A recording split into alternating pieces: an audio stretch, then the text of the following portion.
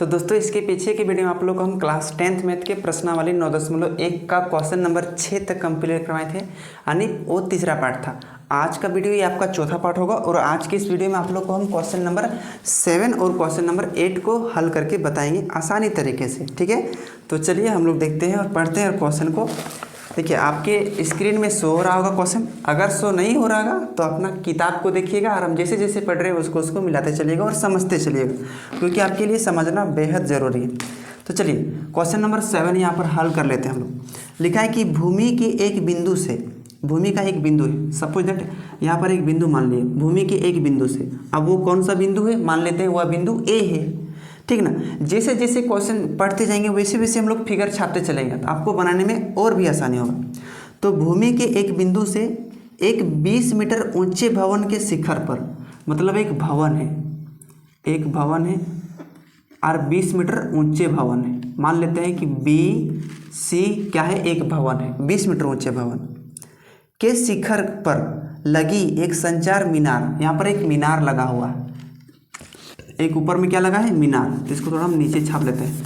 भूमि का एक बिंदु क्या मान लिए, ए मान लिए। ठीक है, अब यहाँ पर क्या है, एक भवन है, कितना मीटर है 20 मीटर है, तो मान लेते हैं कि BC क्या है, एक भवन है जिसकी ऊंचाई 20 मीटर है। अब इसके शिखर पर एक मीनार लगा है, मतलब और एक मीनार लगा है। ठीक ना, मान लेते हैं CD क्या है, एक मीनार है, CD क्या है, एक मीनार है। अब इसमें क्या कहा है, मीनार तल और शिखर के उन्नयन कोण क्रमशः 45 डिग्री, मतलब मीनार के तल, तो मीनार का तल कौन वाला होगा, बिंदु C होगा, और मीनार के शिखर कौन होगा, बिंदु D होगा। बात को समझिएगा, मीनार के लिए तल हो जाएगा C और शिखर हो जाएगा D, लेकिन भवन के लिए शिखर हो जाएगा C और तल हो जाएगा B। तो शिखर तल और शिखर का उन्नयन कोण, मीनार के तल और शिखर का उन्नयन कोण 45 डिग्री और 60 डिग्री। इसका मतलब तल का शिखर 45 डिग्री बनाएगा, क्या डिग्री बनाएगा 45 डिग्री, और शिखर का उन्नयन कोण कितना डिग्री बनाएगा 60 डिग्री बनाएगा। तो यहाँ से यहाँ कितना हो जाएगा 60 डिग्री हो जाएगा। बात को पहले समझ लीजिएगा, अगर नहीं समझें तो यहाँ पर उल्टा पुल्टा हो जाएगा। भूमि के एक बिंदु से 20 मीटर भवन है, कोई एक बिंदु से 20 मीटर की दूरी पर एक भवन है, उसके बाद उस पर एक मीनार लगा है, माने CD क्या है, एक मीनार लगा हुआ है। अब इस मीनार के तल का शिखर का उन्नयन कोण, तल का उन्नयन कोण 45 डिग्री और शिखर का उन्नयन कोण 60 डिग्री। उन्नयन कोण हमेशा जमीन के नीचे से बनेगा, ठीक है 60 डिग्री। तो आपको पूछा है कि मीनार की ऊंचाई ज्ञात कीजिए, यानी इसी DC का ऊंचाई आपको ज्ञात करने के लिए कहा गया है। तो बहुत ही आसान तरीके से निकलेगा, ठीक ना। तो इसको हम सबसे पहले रख लेते हैं और जो जो हमें मिला है तो उसको लिख लेते हैं। हमें क्या क्या दिया है, सबसे पहले इस त्रिभुज में देखिए CBA में, क्यों, क्योंकि ये एक भवन है, BC क्या है, एक भवन है, तो लिख लेते हैं समकोण त्रिभुज CBA में, ठीक है। इसमें थीटा का मान कितना मिला है, देखिए CBA में तो ये वाला थीटा का मान 45 डिग्री होगा, 45 डिग्री। हमें मिला क्या है, हमें मिला है लंब मिला है, क्या क्या मिला है, लंब मिला है, ठीक है। और हमें चाहिए क्या, और हमें चाहिए ई वाला चाहिए।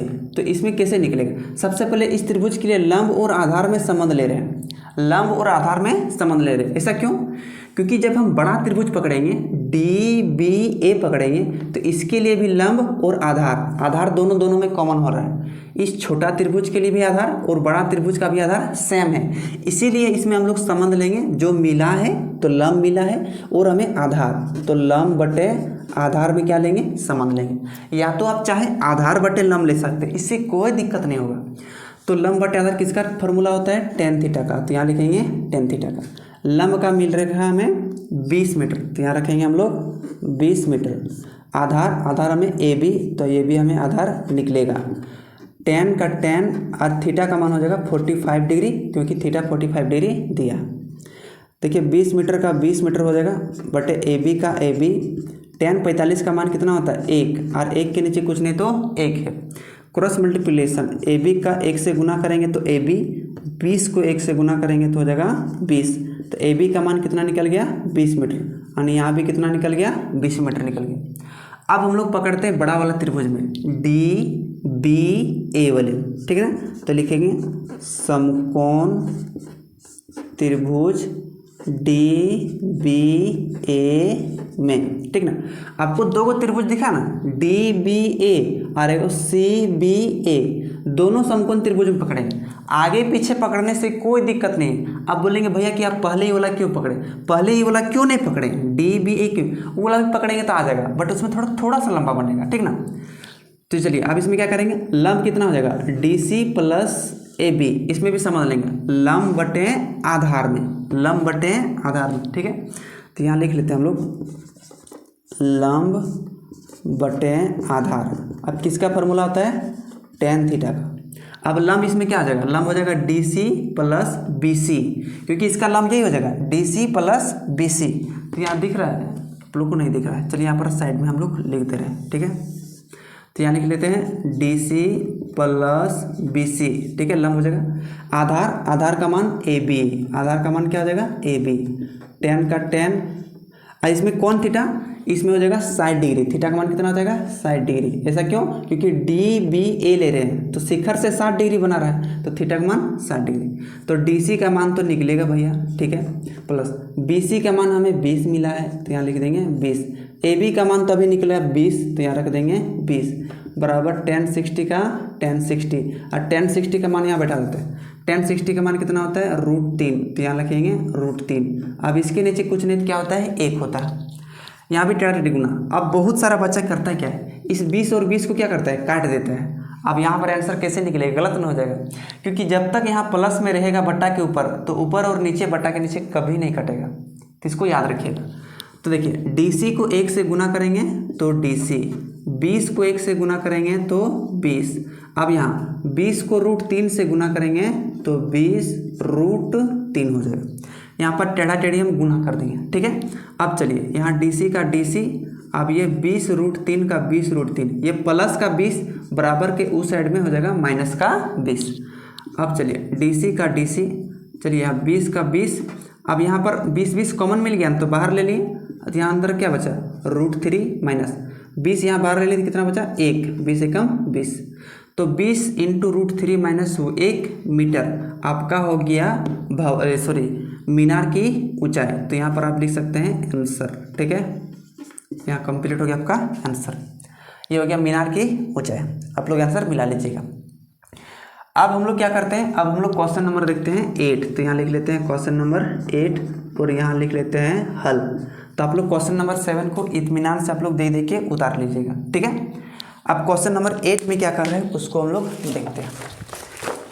देखिए नीचे हो रहा होगा क्वेश्चन, नहीं तो आप लोग किताब में देखिएगा और मिलाइएगा। चलिए इसमें लिखा है कि एक पेडेस्टल के शिखर पर एक 1.6 मीटर ऊंची मूर्ति लगी है, ठीक ना।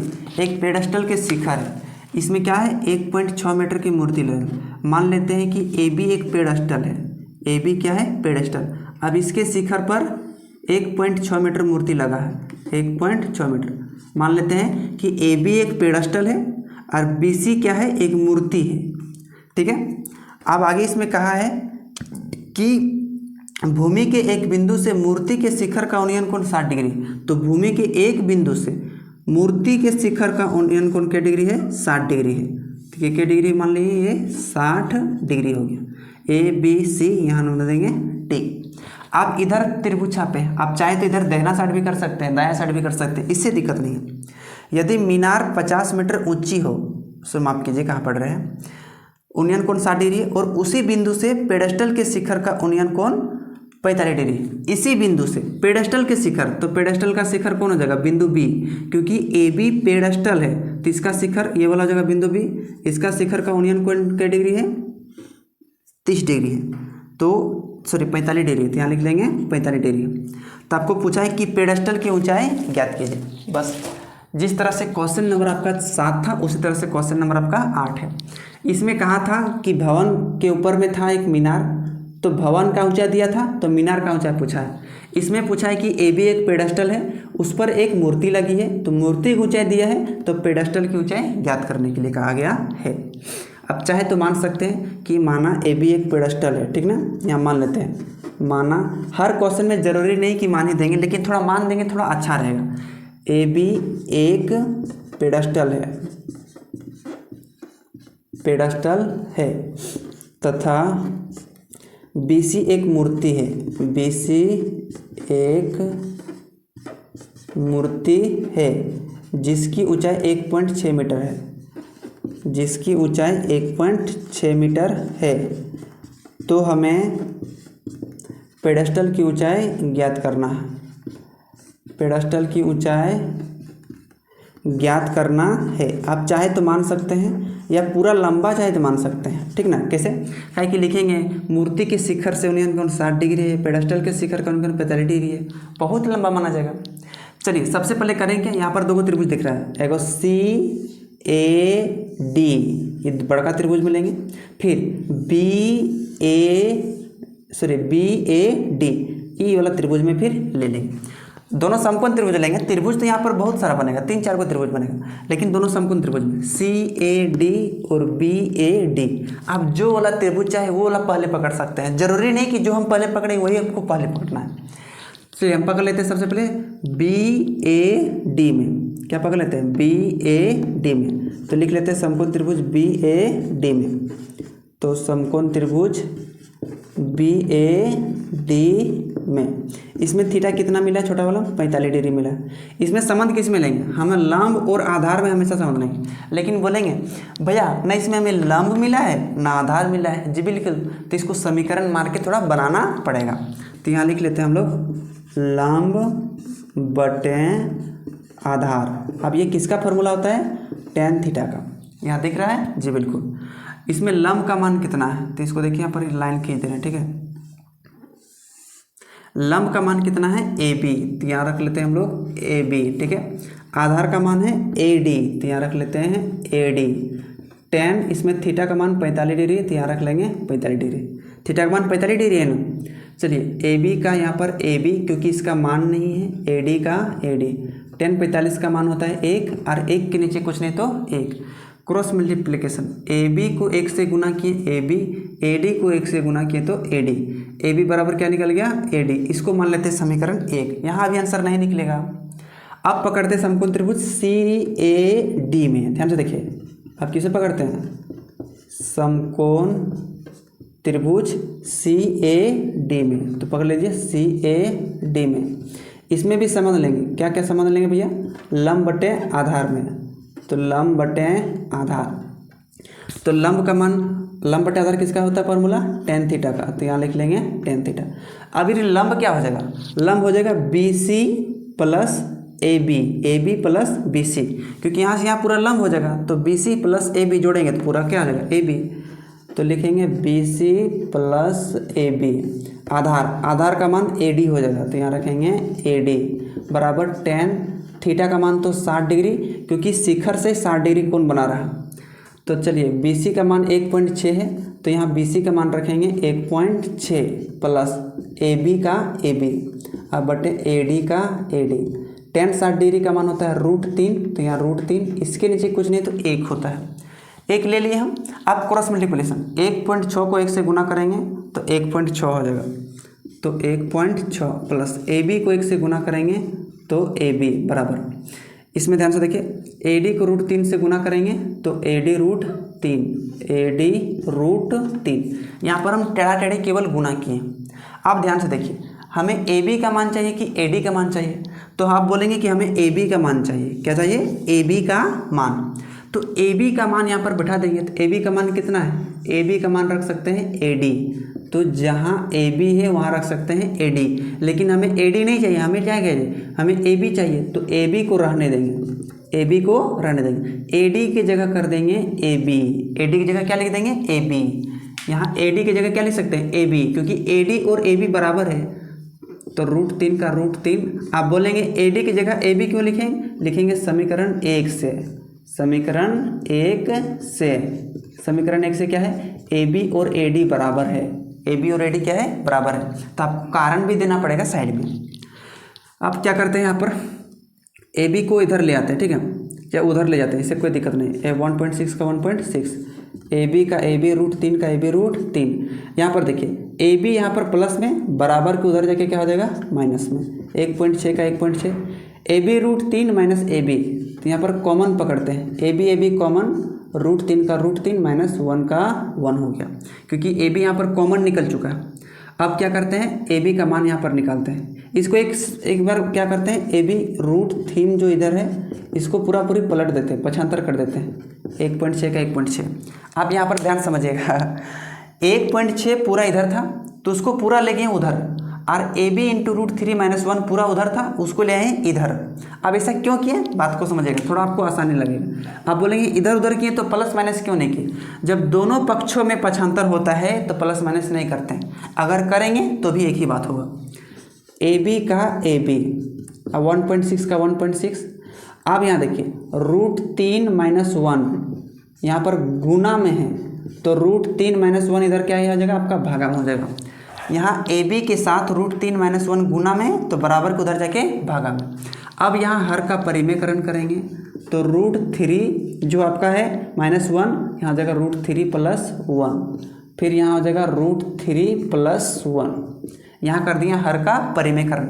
हर का परिमेयकरण में जब यहाँ चिन्ह माइनस में रहता तो हो जाता है प्लस में, लेकिन याद रखना कि जब अकेले में √3 रहेगा तब माइनस प्लस में नहीं किया जाता है, इसको थोड़ा ध्यान रखना है, ठीक है।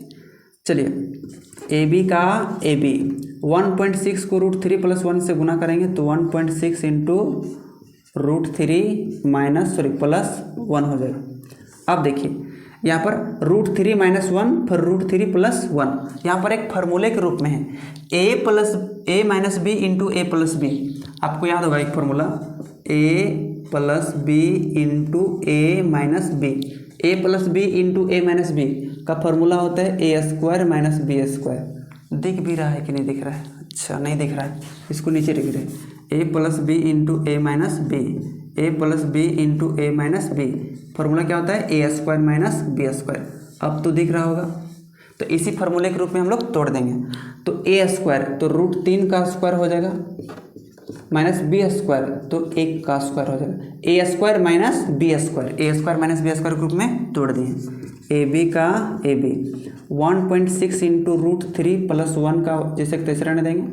अब √3 का स्क्वायर 3, 1 का स्क्वायर 1। बात को समझेगा, √3 का स्क्वायर करेंगे मतलब 2 बार गुना करना पड़ेगा, √3 गुना √3, और √3 गुना √3 3 आएगा, और 1 का स्क्वायर 1।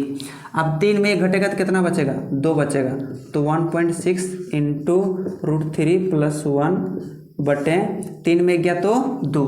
दिख रहा है कि नहीं दिख रहा है? नहीं दिख रहा है तो कोई दिक्कत नहीं, आप लोग को अब दिखेगा। चलिए अब 2 से काटिए, 2 एकम 2 तो 0.8 बार में कटेगा 16, तो कितना हो जाएगा 0.8 इंटू √3 प्लस 1, ये निकल गया आपका AB का मान।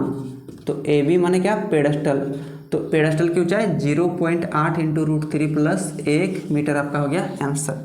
आप लोग बोलेंगे इतना लंबा बनेगा ओ भैया, तो आपको समझना पड़ेगा सबसे पहले। तो क्वेश्चन नंबर 7 का जुड़ा हुआ है कौन है, क्वेश्चन नंबर 8। इसमें भवन का ऊंचाई दिया था, मूर्ति की ऊंचाई पूछा, इसमें पेडस्टल का ऊंचाई पूछा है तो मूर्ति की ऊंचाई इसमें दिया था, यहाँ मूर्ति नहीं था, ये मीनार था। तो ये क्वेश्चन नंबर 8 हो गया। अब चाहे तो इसको दे देते नोट डाउन कर सकते हैं, ठीक है, इसको भी या तो स्क्रीनशॉट मान लीजिए, उसके बाद आराम से नोट डाउन कर लीजिएगा। तो आप लोग अगला वीडियो में आप लोग बताएंगे क्वेश्चन नंबर 9, ठीक है, लिख लीजिएगा। नेक्स्ट वीडियो में क्वेश्चन नंबर 9 बताएंगे और क्वेश्चन नंबर 10। उम्मीद करता हूँ इस वीडियो में बताएंगे क्वेश्चन नंबर 7 और क्वेश्चन नंबर 8 को समझ गए होंगे। मिलते हैं नेक्स्ट वीडियो में, तब तक अपने घर में बड़ों का सम्मान कीजिएगा और छोटों में प्यार बांटिएगा। बहुत बहुत धन्यवाद पूरी वीडियो देखने के लिए।